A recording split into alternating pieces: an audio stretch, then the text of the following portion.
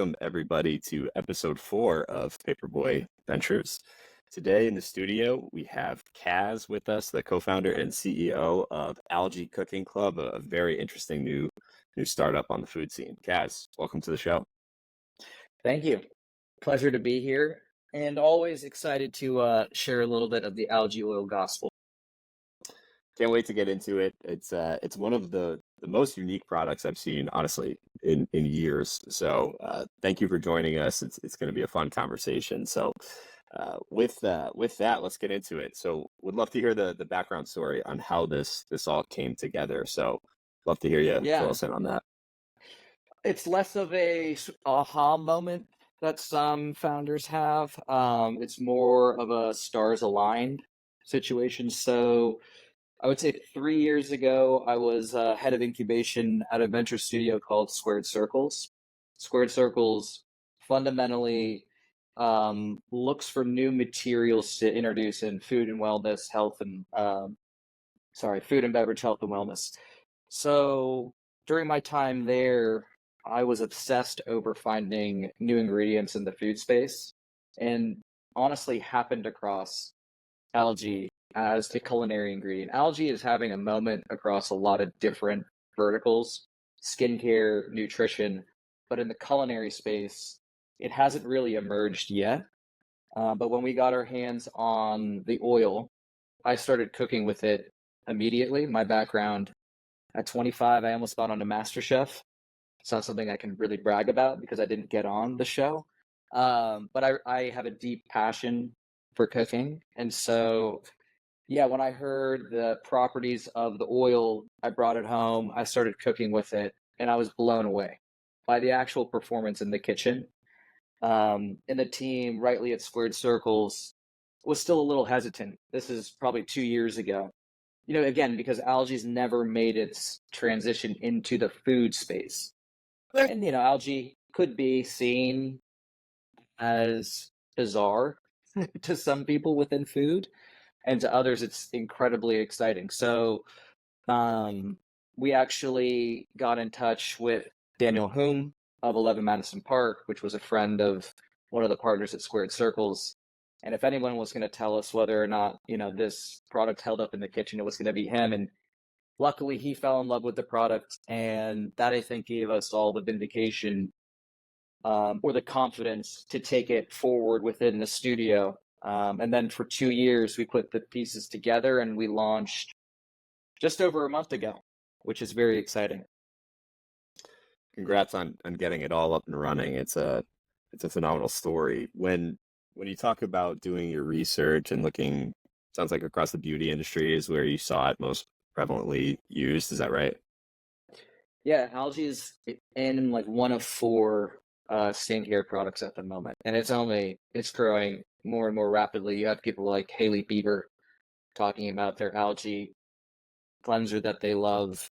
Yeah, so it's really popular right now, and it's only getting bigger in skincare and in nutrition at the same time. Fascinating. I have not incorporated that into my skincare routine, but I guess I should look to do that. And when you looked at the food space, what did you find? Was anything that you saw in, I guess, in the US market, it's very new, it's not used much at all. Did you look across other countries? Yeah. What was the scene like? I think there's a few things happening within food that gave us more confidence about algae as a culinary ingredient. So, first is fat is back. My parents' generation thought all fat was bad. I grew up with a mom saying we have to eat non-fat goods. And I think there's now been a very clear understanding that there are good and bad fats, and fat is a essential part of a diet. And of course, you need to have a balanced diet. But there's been a resurgence of fat and understanding the difference between good and bad fat. So oil is fundamentally fat. It's just a series of different fatty acids coming together. And algae oil is 93% monounsaturated fat. That's the good omega-9 fat that you want in a cooking oil. So that was one insight that really gave us a lot of confidence. And then secondarily, we live in a time, I think, where we're in like peak food curiosity. If you look at things like mushroom or even tinned fish, tinned fish 2 years ago was nowhere. It wasn't even thought as like an ingredient that you would use if you were sort of a culinary curious gourmand or anything like that. It was kind of in the back of shelf. And now tinned fish, thanks to Fishwife and TikTok, I mean, it's everywhere in a good way. Same thing with mushrooms. So I think we live in this age of food curiosity. Food related content on TikTok is the number two topic. So I just think we live in this world right now where something can go very niche to extremely popular in a short amount of time, and that's algae. I think is potentially one of those next things to have that moment. And then the third insight within food is just food systems that we've been relying on for so long are having problems. If you look at the price of olive oil, it's doubled in 12 months because there's been 5 straight years of drought in Spain. And there's no real short-term fix to that, right? How do you solve for like regional climate change? There's not an easy answer. And so when you look at these global food systems, algae is a phenomenal solution. It takes 3 days to produce this oil. It is largely insulated from a lot of these climate change um, impacts, and it has an extremely low environmental footprint. So the water usage is essentially none, land usage is essentially none, and the carbon footprint is roughly half of canola and avocado oil. So I think it's those three things that came together, along with the just the performance in the kitchen, that's why I say stars aligned. It wasn't just one aha, but these things all started to come together. And now we're at a moment where um, we feel if the time is any, it's now for algae to have this moment to kind of break through. There was an algae oil previously, um, maybe 10 years ago it launched, and phenomenal products, but maybe it was ahead of its time. And there were outsized forces that had that company sort of shutter its doors. It was bought by a B2B company, what have you. So fingers crossed, it's now. Yeah, it's interesting you bring up the timing. Obviously, you cannot control that, but the macro pieces you're speaking to with the food system, with the way that consumers are now viewing fat, and really the state of the oil industry, it's a compelling bet. So I think that the time could be right, and we'll find out. But as far as the product itself, uh, one of Yeah. the one of the things I think people may be a bit apprehensive on is to just to try algae oil. It's kind of polarizing.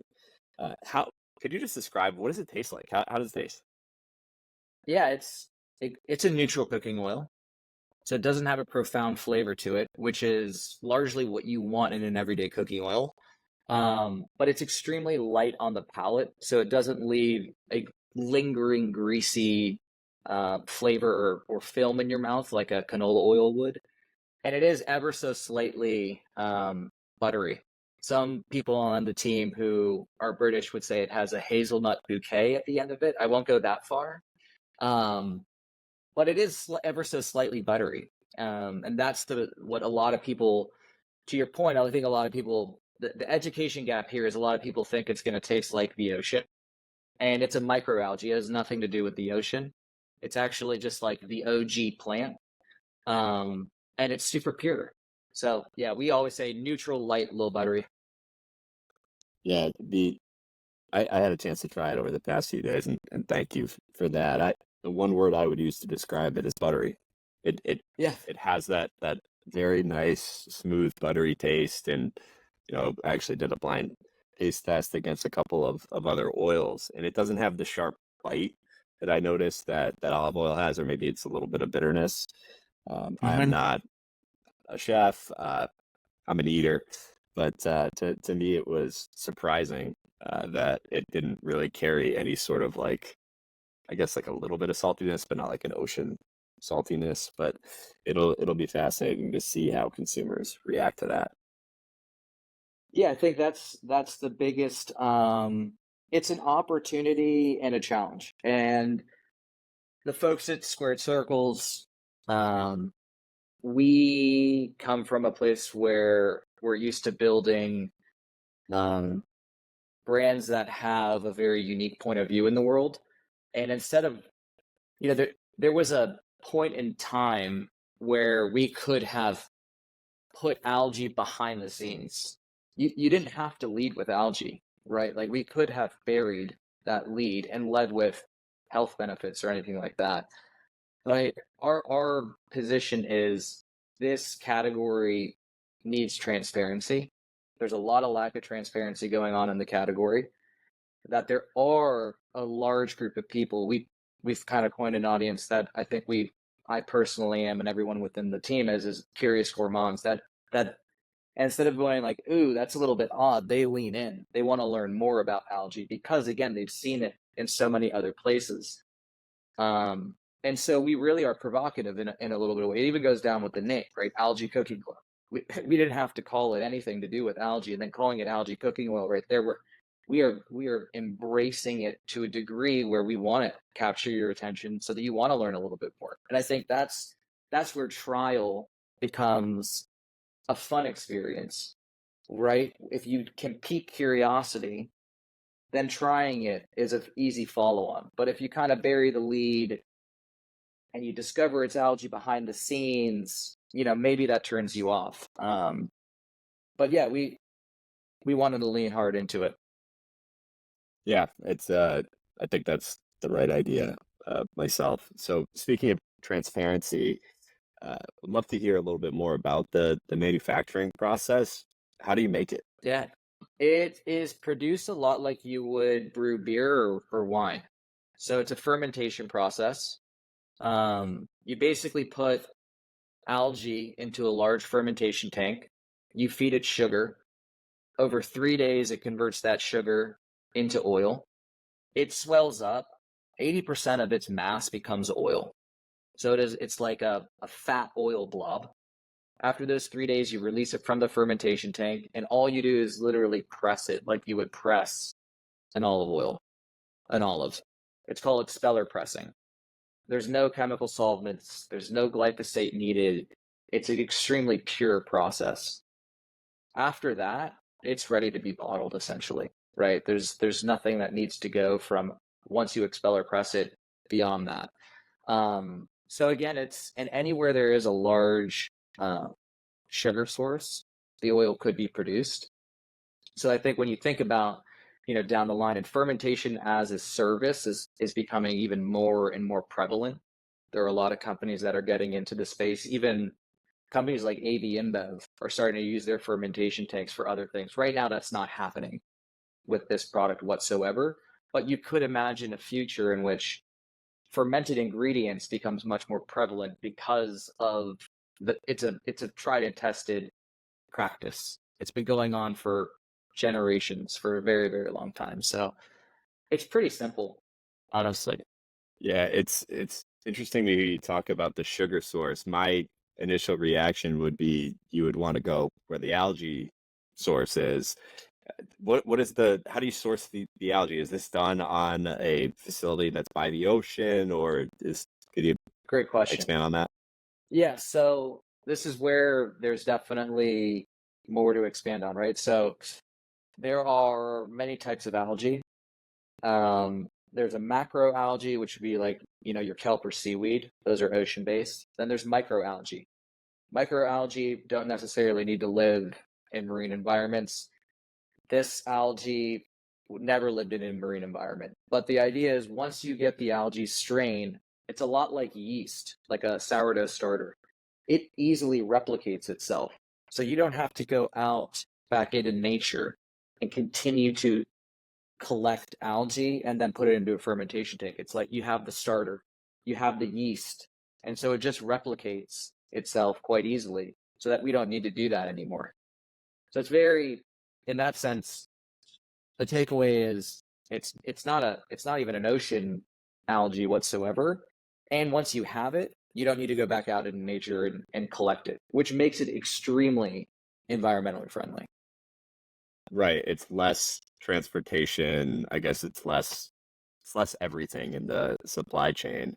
But that's fascinating to hear. I was picturing go and source it out of the ocean, you bring it to the center, and then you start from there. But Right. it's all done in the manufacturing facility. That's exactly right. Again, it's just exactly like a beer, right? For beer and yeast, they're not like going out into the wild and collecting yeast. It's a strain that they've sort of cultivated. So in that regard, it's super efficient in a lot of ways.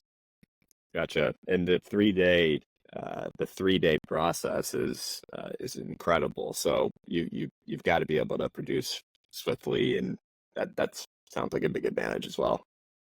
Well, yeah, I mean, it allows for oil on demand essentially, right? Where with a lot of oils, you have to wait, an entire harvest, and the seasonality to wait until, the peak season, and it's limited in its sort of windows. Whereas this you could do essentially at like a light switch. It's on and off at any point in time, which allows you to order at lower quantities. You can order at a different cadence.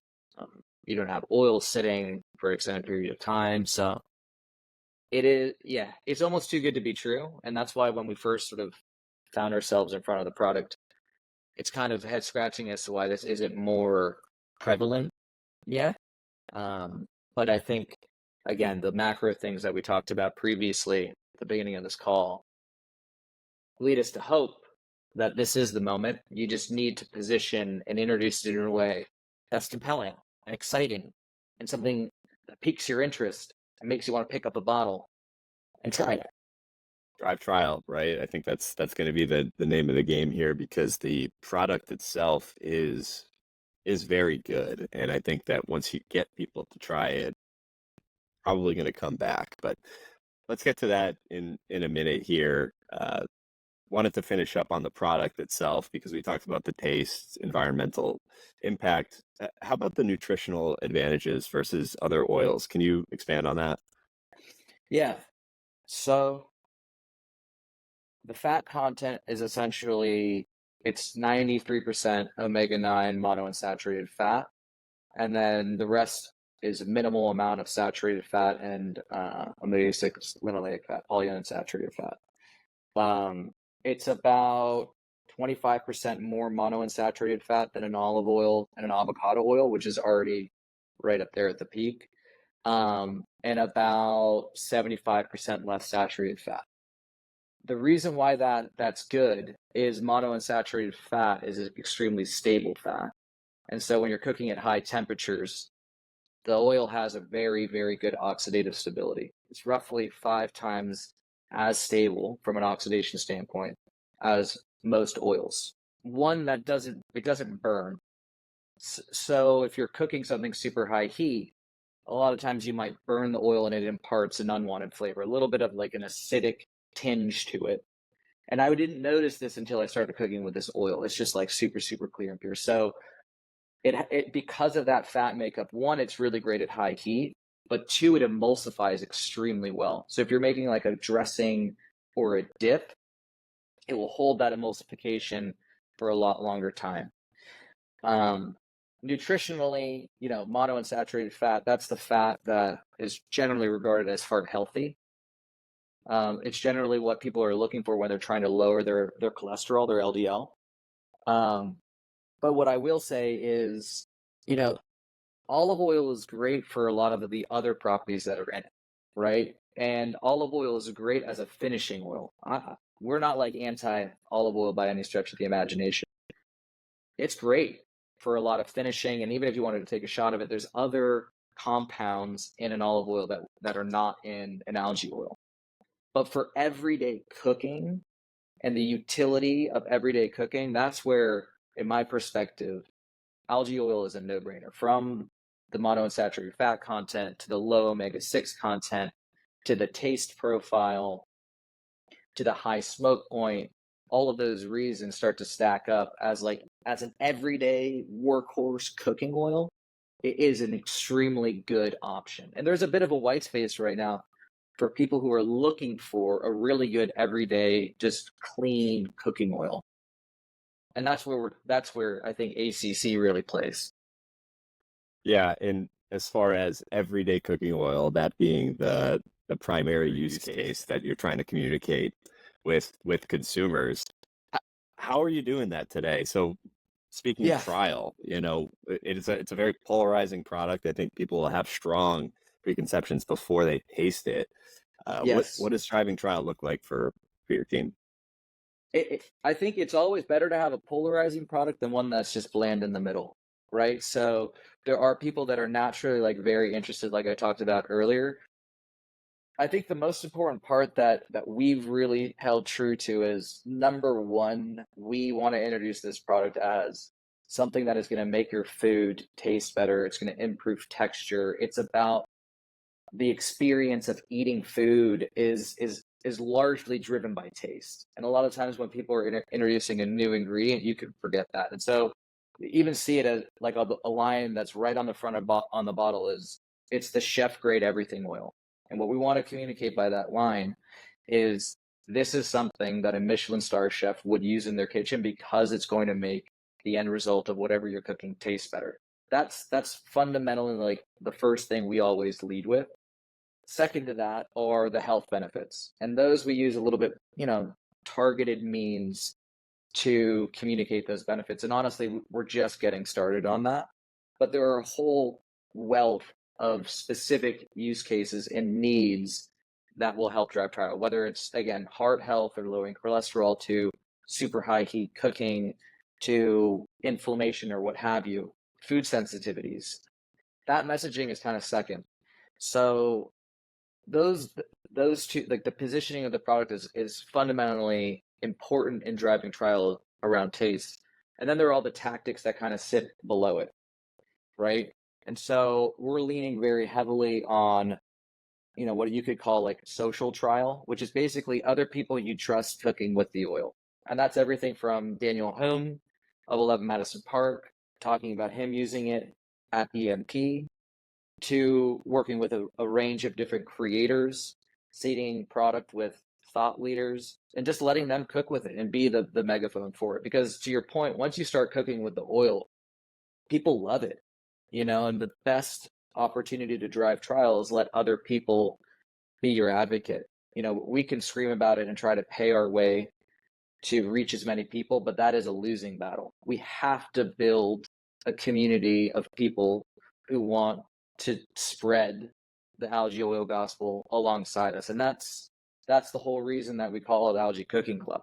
It's we're trying to build a community of sort of curious, open-minded foodies that are really excited about trying new ingredients. And again, so social is a really big opportunity with that.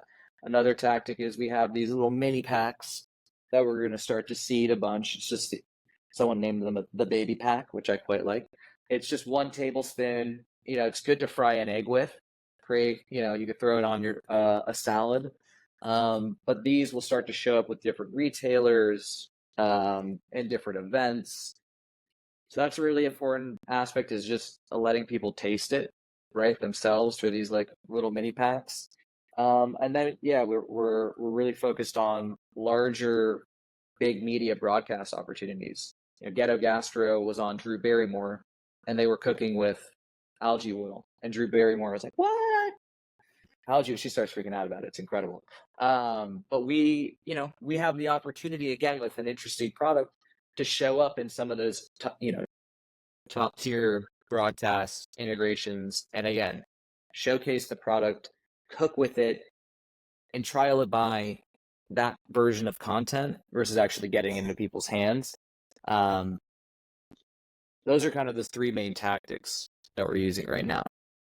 Yeah, it makes sense. It seems it's all sort of targeting the trusted authorities in the food space to amplify the product itself and then build that army of I think you said curious gourmands, which is a great Yes. a great term.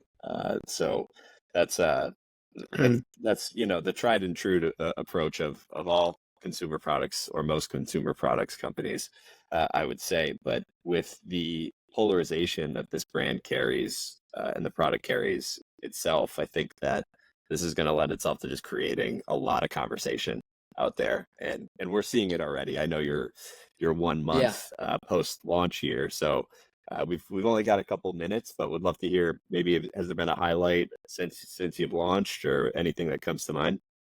Yeah, I think to your point, it's about earning conversation and not just paying for it. And so the Drew Barrymore integration is a really it's an awesome one.